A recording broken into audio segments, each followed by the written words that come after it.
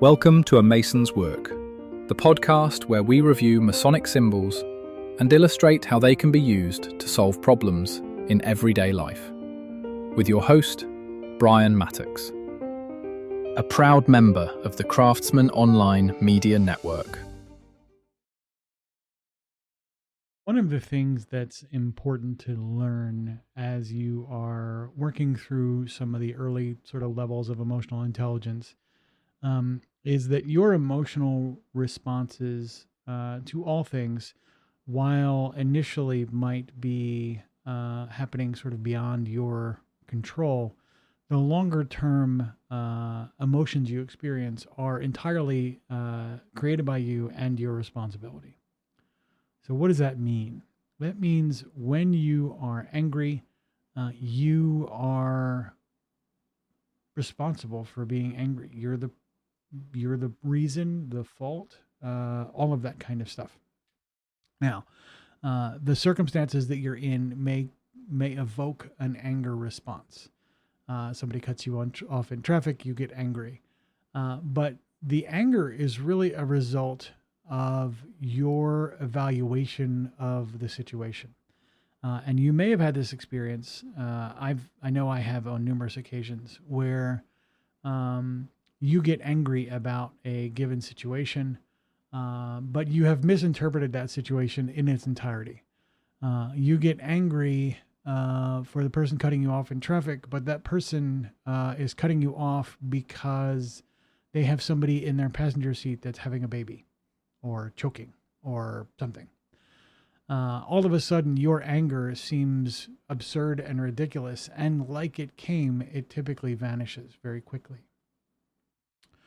As an emotional human being, it's important to understand the way these emotions work, because if you fabricate them all, if you are the person who creates these emotions out of sort of thin air, or out of a conjuring of the way you think the world works, then you can very easily make them go away in the same sort of puff of smoke.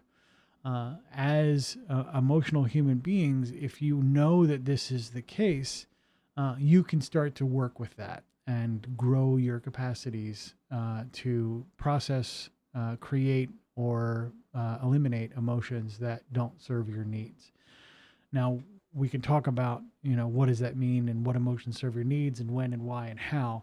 And some of that we'll cover in future episodes. But we want to talk about the strong emotional responses that you have now in any given situation. So if you know somebody who's regularly flying off the handle for whatever reason, or if you know somebody who is regularly upset or frustrated for, seems to get frustrated for even the smallest sort of slight, this is the place where you start. And the first thing you do is you say, why am I feeling this? What is this feeling that I'm having accomplishing for me? Every emotional response you have is delivering some immediate value to you as an individual.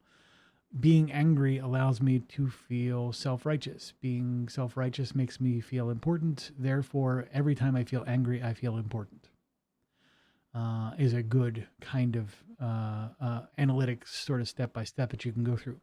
Every one of your emotions is going to have this kind of causal chain. I feel X because it allows me to feel Y, and I feel Y because it makes me feel Z. It is very, very uncommon that you're going to have an emotional response that doesn't have a benefit to you personally, even if that emotion is uncomfortable.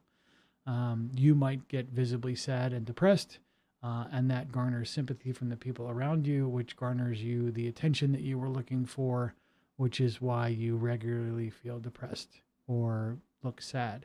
Again, and I'm not trying to trivialize, meaningful mental illness and all of those other things, but if you look at the emotional content of your day-to-day life, it is important to understand that there is something going on here. You're not just idly kind of feeling stuff, and you are not the victim of those feelings. The things that you feel have a purpose. That purpose is to satisfy either a known or unknown sort of underlying need. And the reason that it keeps happening is because it keeps doing that well.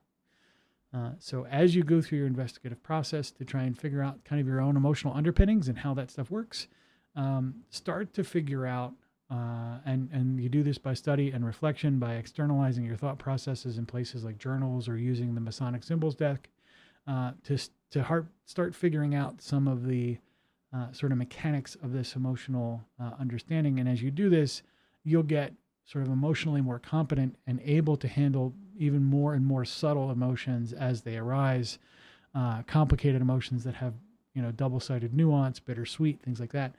You'll be able to work with these in a way that helps you essentially not be a slave of your emotional states, but be the master of them, which is really one of the main objectives here of becoming a fully automated and agentic human being, somebody who can respond to the world around them and create the kind of change they want to see in the world without essentially doing it accidentally. So that's the plan.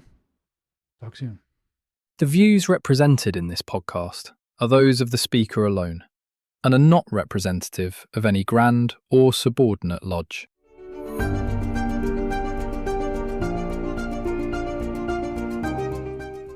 Hi, Brian here. I wanted to thank you so much for listening to this episode. If you have any suggestions or guidance for further episodes you'd like to see or hear, whatever the case may be, please don't hesitate to reach out to me at amasonswork.com, and we will try and incorporate your suggestions into a future recording. Thanks.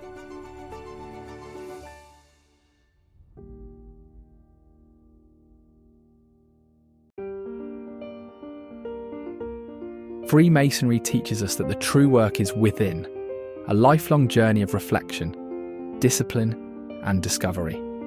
At A Mason's Work, we help Masons bring out their best selves through meaningful self-inquiry and symbolic practice. From personal reflection to lodge engagement, we offer tools that turn symbols into action. Visit us at amasonswork.com. The work is within. The time is now.